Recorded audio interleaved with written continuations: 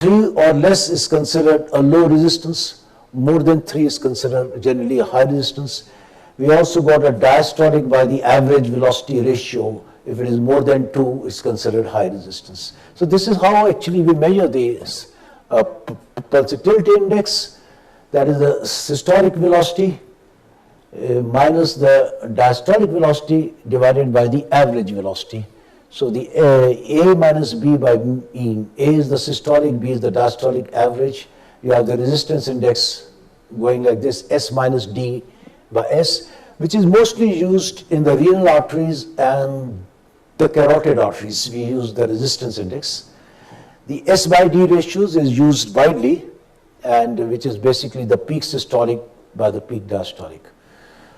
When you look at the arterial Doppler of the peripheral arteries, it's a high resistance flow.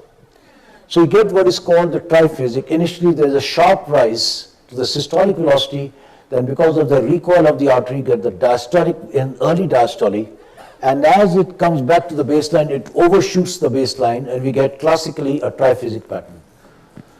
So if you lose the triphasic pattern and you get a monophasic pattern, then there is some problem either in the arterial wall or in the proximal or the distal circulation. There is going to be some problem if you lose the triphasic pattern. So this is what we get as a triphasic, and we can see on color Doppler, we can see this first the ultrasound picture. You can take the intimal thickness, you can look for plaques, you can see the color flow, and the color flow occupies the entire lumen, or if there is a plaque, then the color Doppler, this color flow signals will go around the plaque, and you can take the peak velocity. Now in the common femoral arteries and the superficial femoral arteries, the velocities are generally more than 60 centimeters per second, going up to 120 to 150 centimeters. Anything less than 60, you start saying whether there's a problem with the iliac arteries, that's why the flow is less also. But that's a good way to start, is looking at the superficial femoral arteries in the groin. That's a good way to start the examination of the lower limb. Now if you have a minimal stenosis, then there is, which means this stenosis in the range of 25 to 30%, certainly less than 50% narrowing, then in that case you get a little bit broader spectrum. Now you lose the clear space. If you look at this, there's a lot of clear space here, and you get the flow signals only here. This is the width of the spectrum, and you can see it's a narrow spectrum because there's a lot of clear space. If you get some minimal stenosis, you can get slight filling up of this space, but still that space is not filled up much. Still the spectrum is still quite narrow spectrum, and you get only a minimal spectral broadening, and the peak velocity may be normal or may increase up to 25 to 30% only. Otherwise it could be normal. So this velocity ratio, that is taking the normal velocity at the proximal region to the distal velocity beyond the narrowing, just beyond the narrowing, if that ratio is either normal or up to 1.5, then we say that it is a minimal stenosis. The waveform is normal. When you get a moderate occlusion, then you can actually see that the jet is somewhat narrowed, and you get turbulence now. This spectral broadening actually starts. This is the spectral broadening, and you get some increase in the peak velocity more than 1.5 times and less than 2 times. The reverse component, although, is still maintained, though it may lose its triphasic character, becomes biphasic, but it could still be maintained. And when you look at the severe, this moderate narrowing, you get spectral broadening here. This spectral broadening indicates that there is at least a moderate narrowing. So this space gets filled up, the color signals, the clear space has been filled up. When you get severe occlusion, you get obviously a visible narrowing. And this visible narrowing is quite obvious, and generally it is, you completely lose the reverse component beyond the narrowing. At the site of the narrowing, there will be a high velocity flow, and beyond the narrowing, there will be a damp flow. So when you get at the level of the narrowing, you get more than 100% increase, that is more than 2 times. If it is 2 to 4 times, the narrowing is less than 75%, more than 4 times could be anything more than from 75% to 95% narrowing. It could occur if there is a 4 times increase in the peak velocity. So if this VR is more than 4, and you get the post-stenotic turbulence. So this is a total occlusion. A total occlusion means that the flow distally will occur through collateral channels. The collateral channels could be branches of that artery which are supplying the distal portion, or it could occur through a longer route through the capillaries. So whatever the route is there, accordingly the flow pattern would be there. But basically you will get a monophasic pattern. You will lose the triphasic pattern completely and you will get the monophasic pattern. And if you get a complete occlusion, as I showed you, the distally you will start getting a lot of diastolic flow, which you normally not get. Antegrade diastolic flow throughout the diastolic phase, you will not get. Once you get it, it indicates it's a sort of a obstructive, post-obstructive flow with a lot of collateralized flow. A lot of collateral flow is occurring. That's why you're getting a diastolic pattern. A pattern like you see in the organs that you start seeing in the peripheral vasculature. And you get a Tardus-Powers pattern, that you get a lower peak velocity and the slow rise to that peak velocity. We call it a Tardus-Powers pattern. That indicates that this is actually a case which is post-obstructive but having a good collateral flow into a relatively normal vessel. So you get a diminished flow, greater the obstruction, more the damping, the more the diastolic velocity closer to the systolic velocity. The systolic velocity is also already low, diastolic velocity almost approaches it, and there is a slow takeoff, the Tardus-Powers pattern. So this is the beyond the obstruction. So this is the sort of a collateral flow that is seen. So that if you summarize now, you have, when there is no stenosis, you get a classical pattern of a triphasic nature. The peak systolic velocity is generally less than 125 centimeters per second, and the velocity ratio is 1 to 1.2, 1.3. And when you have the plaque image, I'm so sorry for spelling this plaque, the peak systolic velocity is more than 150 centimeters per second, but the velocity is less than 2. So this is a moderate occlusion, but less than 50% narrowing. If it is more than 180 centimeters per second, VR is more than 2, more than 50% narrowing. And when the velocity ratio is more than 300 or the VR is more than 4, it is a severe degree of narrowing. So you not only the post-obstructively, you get what is called the slanted pattern. This is a brisk pattern indicating that the obstruction is not that much, but this is a severe obstruction when you get a slanted pattern, a great, more time taken to reach the peak velocity. And this is a high increase. This is just proximal to the narrowing. This is at the site of the narrowing. You get a 7 times increase here, so more than 90% narrowing. Now when you can look at the arterial patterns, and if you look at the profunda artery, that is the branch of the common femoral, which is having a fairly sharp upstroke and a good normal peak velocity more than 60, and you are getting basically a little bit of antegrade diastole, but otherwise an unobstructed flow. And you get in the popliteal artery, you are getting a diastolic flow, indicating, and you're getting a slow upstroke and you're getting a lower wave. So there is some problem here. So where is the obstruction? Obstruction obviously is not in the common femoral artery because the profunda artery is showing a good flow. So the obstruction is in the SFA. This indicates that this is SFA block. So you're getting a post-stenotic damp flow. Now where is the lesion here? This is the left common femoral artery.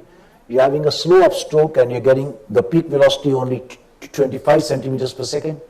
So the obstruction is above the common femoral artery. Say it is somewhere in the external iliac or the common iliac artery. This sort of a pattern will occur. Now you have again a pattern with the proximal SFA having an almost normal aberrant.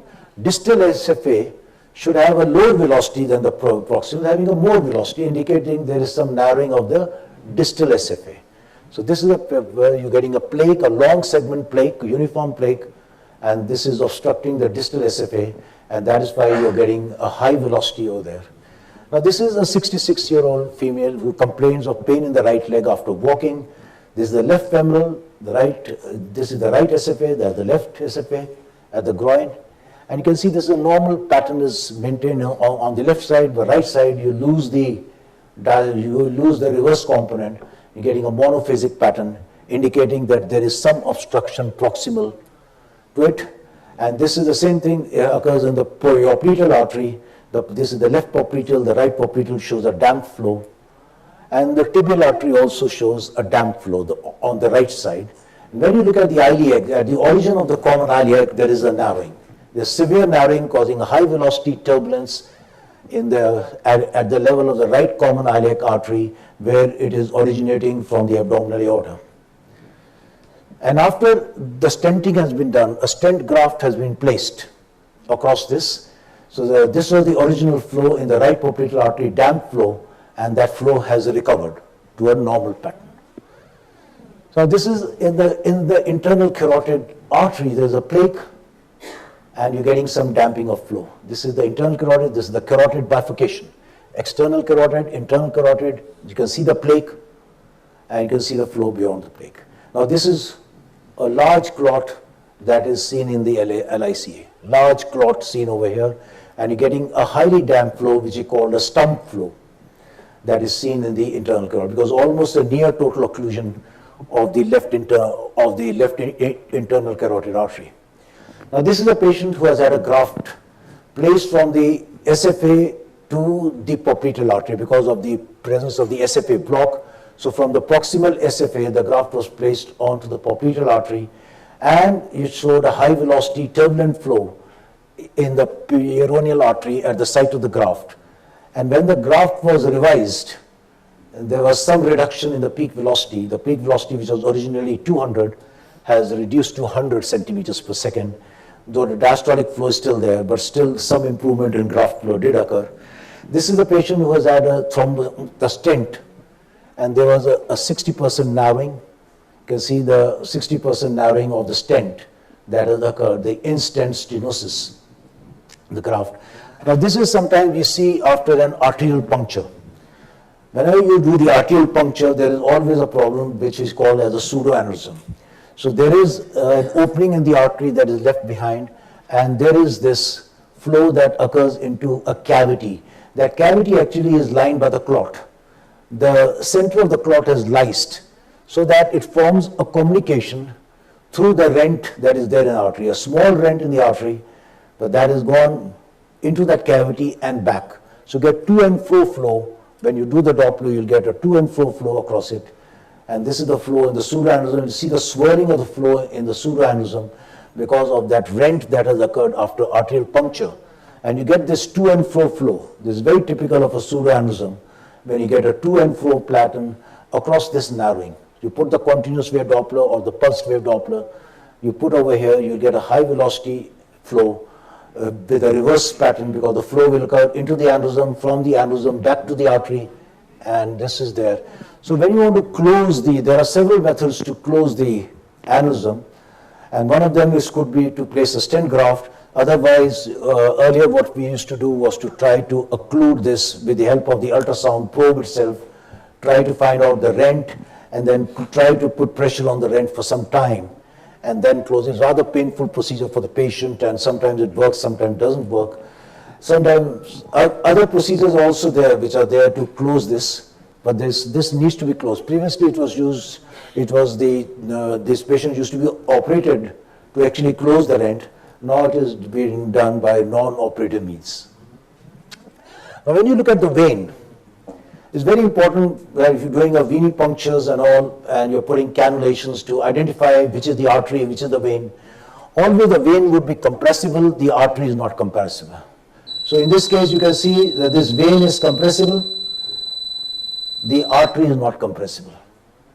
So that is one way immediately you will find out. Of course, the flow patterns will be, this venous pattern will be different.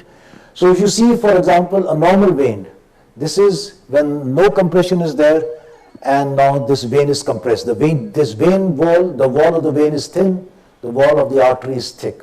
So that When you see over here, when there is a block, this vein is clotted.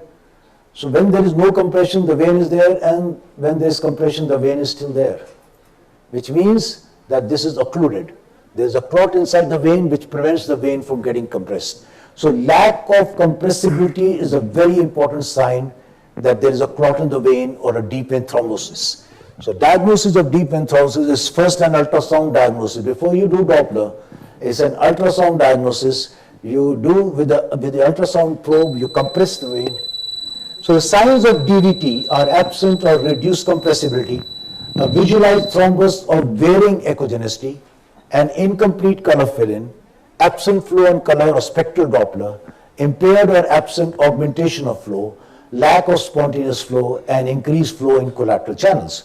Obviously, if there is a clot present in that segment of the vein which you have not imaged, and the obstruction is less than 50% by that clot, the venous Doppler could be normal. So many cases of pulmonary embolism, when you do the peripheral Doppler is normal, is because that most of the clot has embolized, so very small clot is left behind, or the clot is in that segment of the vein which you are not imaging. So this is the clot which you are seeing over here. This is the SFV, or the femoral vein, is not compressible. This is the artery, and the profunda artery, this is also being seen, but there is an incompressible left femoral vein. In a chronic DVT, you get recanalizing channels. These are the recanalizing channels which you see, and these recanalizing channels will coalesce together and then form the vein again. But that process could take a few weeks to a few months. Now this is an IVC clot. A clot, some narrow jets going around it, but most of the IVC is occluded by the clot. Another example of a jugular vein clot. Very often when you're doing a jugular vein cannulation, you have to see that the jugular vein is compressible. You also see the flow patterns. It should be a highly pulsatile flow pattern. It is more pulsatile than the arteries. It has got more than one pulsation will be there. At least 3 pulsations are present in the jugular vein. A lack of pulsatility in the jugular vein could indicate that there is a clot either in the jugular vein or the innominate vein or the SVC. So this is the clot that is well seen. It appears to be a non-obstructive clot, but there is a clot nevertheless. If you see that clot, then obviously you are not going to puncture this vein. And this happened many times when you're doing a dialysis access for the patients with chronic renal failure. You are going through the jugular route, and since if this vein has been used earlier, the more chances of clot. So this is the clot. Sometimes it will be totally occluded, sometimes partially occluded like this. So whenever this is the last slide. This is just the last slide. And whenever you're looking at this veins, when you're looking at the peripheral veins in the limbs, you also look for respiratory variation. Because these veins in the peripheral veins in the limbs are not that pulsatile as the central veins normally. So you look at the respiratory variations. If the respiratory variation is absent, then look, you should suspect some block either in the iliac veins. Because this is very important. If you get a flat venous trace without any respiratory variation, then you should suspect that there could be an iliac block. Because most of the time, normally you like to go to the groin straightaway, because that is the easier thing to do. The abdominal examination is more tough. So you first look at this, so you get an idea from this that this is going to be a block in the vein. So this is incompetence. You look for the varicose veins, and this is the saphenofemoral junction. The red is the incompetent flow. The flow that is occurring from the great saphenous vein to the common femoral vein is away from the transducer, so blue in color. The incompetent vein is red in color. This incompetent flow is red in color. And when it is more than 1 second or 0.5 second in some labs, then in that case it is considered a significant incompetence. Like in this case, this incompetence is 2.2 seconds.